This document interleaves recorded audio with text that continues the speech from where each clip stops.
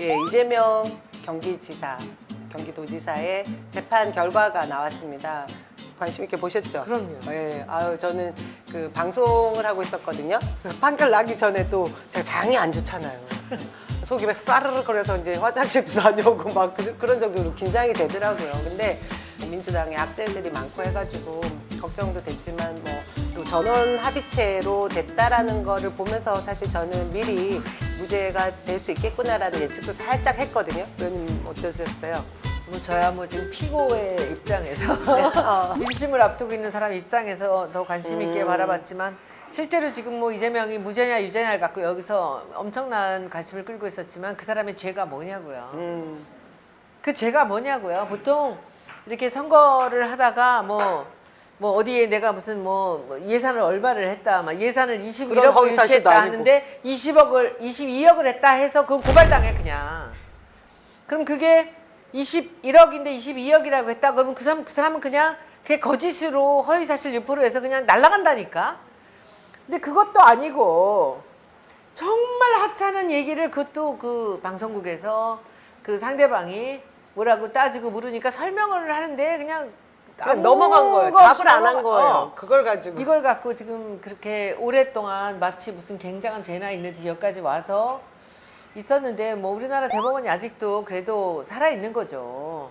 그것이 그럴 만한 일이 아니다. 의도적인 거 아니었다. 그래서 취할 이익도 없었다. 이제 이런 것들이 맞는 것인데 저는 뭐 그 이재명이라는 우리나라의 굉장히 중요한 그 정치인이 과연 앞으로 이 나라를 위해서 일할 수 있는 기회가 있을까?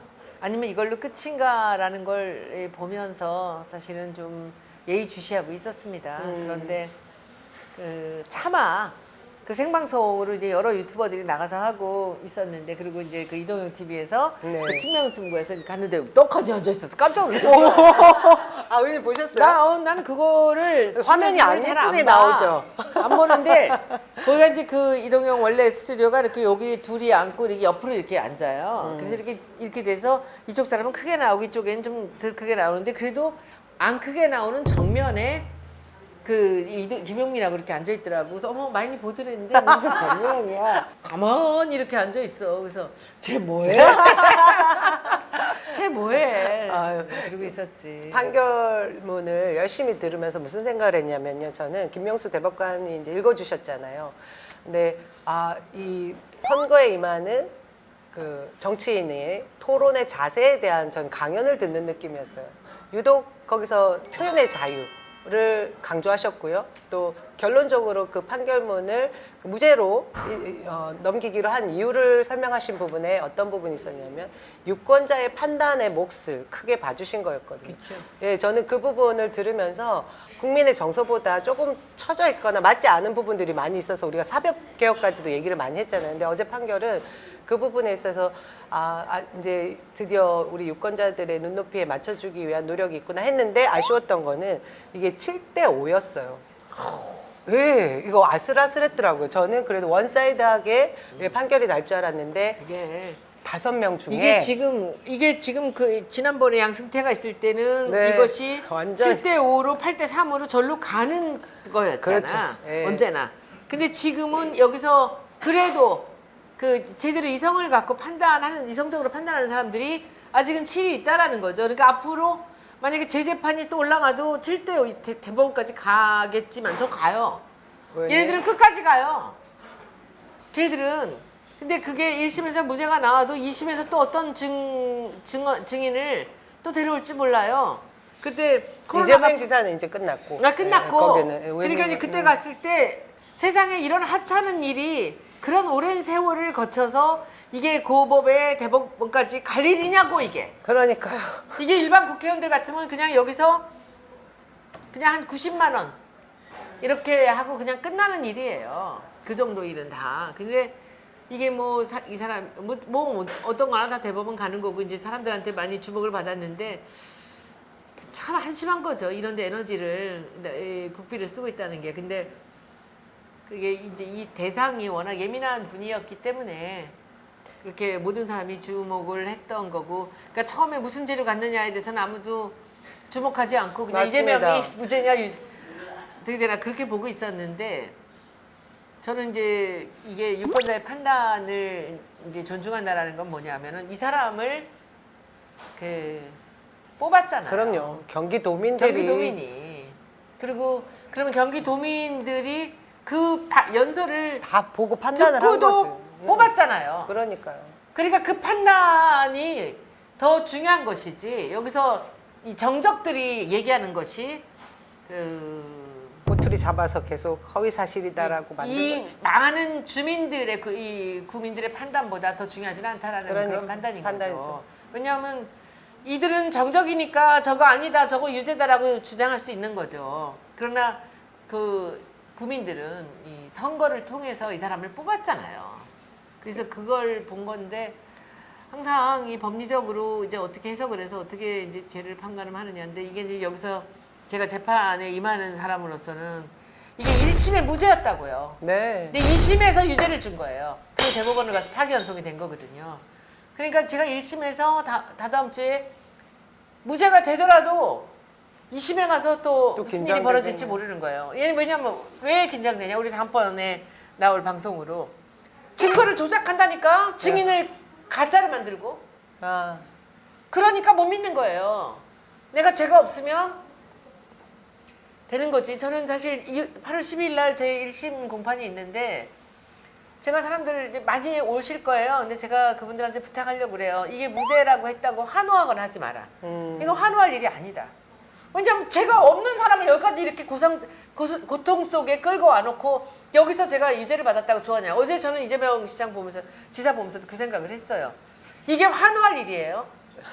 근데 어느덧 이 사람이 유죄가 될지도 모른다는 걸로 그렇게 힘들게 오랜 세월을 왔는데 그 하찮은 일을 갖고 그 유죄를 줬던 그 고법이나 그리고 대법원에서도 지금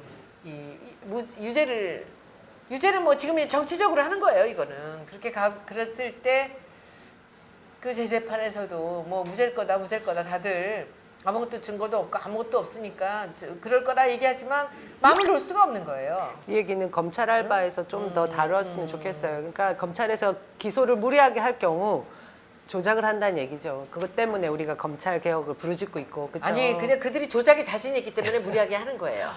그냥 올리기만 해라. 우리는 유죄를 만들 수 있어. 이런 식으로 하는 거죠. 근데 그게 지금 이렇게 한 건 한 건에서 이렇게 다 나오고 있는데 이게 얼마나 무서운 세상입니까?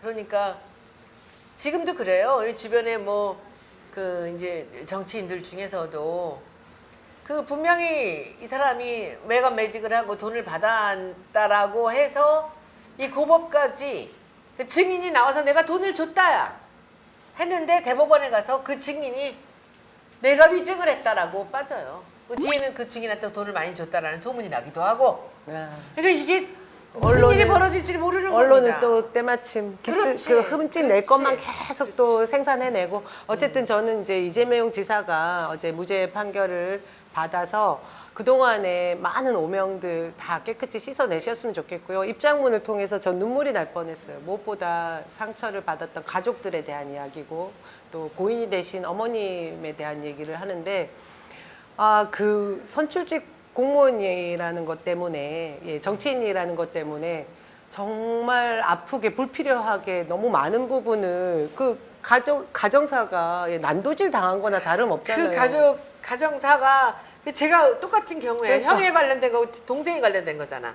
그러니까 형과 형수가 이렇게 만든 거예요. 네, 그래서 이런 거는 이번을 기하로 저는 근데 좀 바뀌었으면 좋겠습니다. 그게 이제 검찰에서 보기에는 가족이 나와서 증언을 할 때는 그 이상 증거가 사람들한테 그럴듯한 게 없지 않습니까? 그러니까 그 도박으로 지금 도망가 있는 제 동생을 끌어오려고 처음에 그게 제가 지난번에 얘기했지만 정말 이상했어요.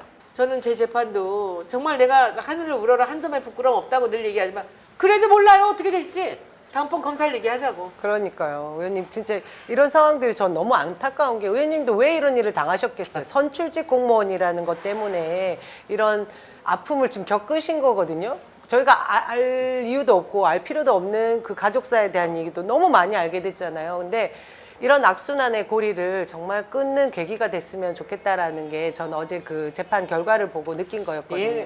인간이 존재하는 날, 욕망에 쌓인 인간이 존재하는 날 이거는 끊어지지는 않을 것 같아. 그러니까 이 사람을 치기 위해서 이 사람을 설득하고 그럼 누러봉투를 갖다 주고 하는 이런 인간들이 힘들어요. 이 멀쩡하게 3선, 4선 국회의원 하는 사람들이 그런 짓을 했다는 거 아닙니까? 근데 의원님 검찰이 했다고 의심할 수 있다는 거지. 제대로만 돼 있고 법 검찰이 데리고 있을 수가 없어. 그럼 어떻게 그들을 나쁘게 그러니까 만들기 위한 이런 여러 가지 방법들이 이게 거의 뭐 인간이 욕망이 존재하는 날 없어지기 어려울 것 같아요. 그러니까 이제 예. 그래서 이 정도로 네, 어쨌든 여러분 하여튼 이재명 지사님 축하드립니다. 이재명 축하드리고 지사가 우리 또 대선의 그 대권 구도에 또 새로운 바람을 넣으실 것 같거든요. 여러분들이 이전에 그 외에 벌써 그런 얘기하면 안 아니 그러니까 되고. 저는 그런 생각이 우리 당에선 소중한 인자니까 그리고 여러분들께서 그동안 왜 막 이 호불호가 너무 갈렸었잖아요. 그거에 대해서 다시 한 번 더 생각해주는 계기가 됐으면 좋겠다는 생각을. 그뭐 똥파리들이나 그랬지 무슨.